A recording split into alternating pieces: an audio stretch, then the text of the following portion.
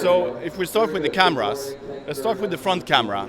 It's a 13 megapixel front camera. So of course it's a lot of megapixels, but it's also a big sensor. So it has a 1 through 3.06 sensor size, which is really big for a front camera. It's basically the same size as you see on most back cameras in smartphones.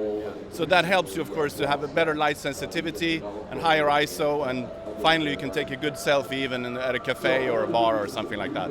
So that's what's really, really nice about it, and that's what people are looking for, we believe. At least the younger audience.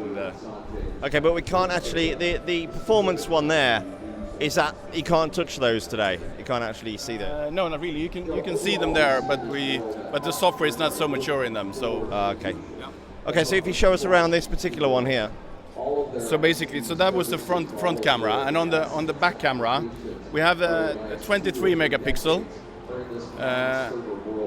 and as you know, we're known for the big sensors, so 1 through 2.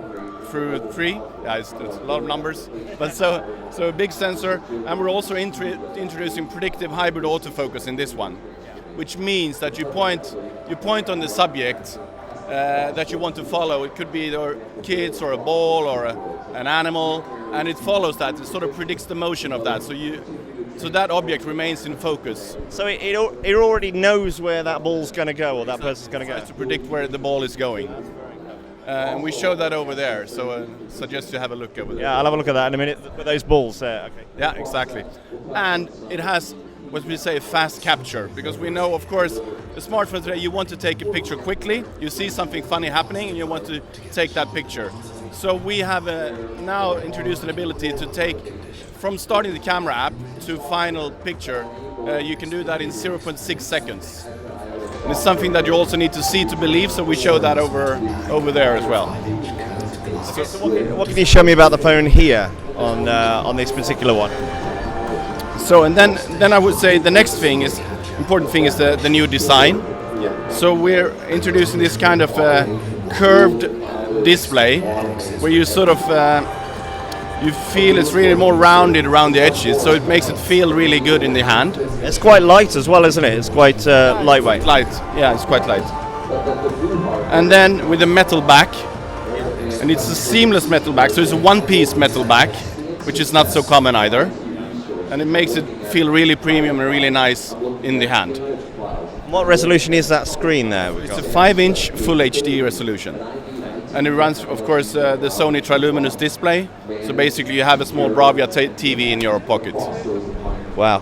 And what's the battery life like on this particular one? So we have, without battery profile, or it's actually a battery profile that many magazines and so far are using, we're using kind of the same. And with that battery profile, we have up to 2 days of battery life. Okay. So that's of course a key benefit. But the new thing that we're introducing is the adaptive charging. It's something that we do together with a company called Qnovo. And what that means is that you have a longer battery lifespan. So normally today you have your smartphone 1.5, 2 years, and you've charged your battery around 500-600 times, and you see that, okay, I charged my battery up to 100%, but I really don't get the full capacity out of it anyway. And what this adaptive charging does is that it helps to charge the battery more intelligently and more smooth, so that you can actually charge the battery up to 2 times more times. Yeah. That's good. Does it have wireless charging or anything like that either? No wireless charging. Fingerprint sensor on the side, as we introduced on the Z5 series already. Can you show us that in action, the fingerprint sensor? So yeah, it's a bit cumbersome to do on movie, I think, but yeah, we can show it later if you want to. Okay, no worries, no worries. Yeah. No, that's brilliant. Thank you for that. And I'll press pause now. The way it tracks those balls. Can you just show that again? Okay. You do? Of course, yes. Just show the demonstration, right? Yeah. Okay. So, sorry. This is a predictive hybrid autofocus that can track the object.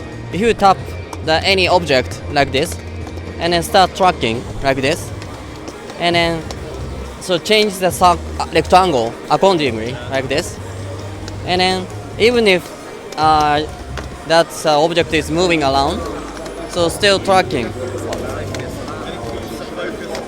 Yes, tracking and keep on focusing, and then don't miss the focus. even if the movement is quite very fast. For instance, that if you want to capture your kids or pets or sports scenes, so you just tap that you want to take picture. That's so camera is tracking your preferred. That's very good, really good invention. So this is on the whole X series, is it, or is it going to be coming to other Sony phones, maybe as a software update, or is it purely a hardware thing? Basically, that this is mainly the combination of the sensor and then also software algorithm. That's tracking is kind of software, but autofocus speed is come from the sensor. That we are utilizing the hardware capability as well.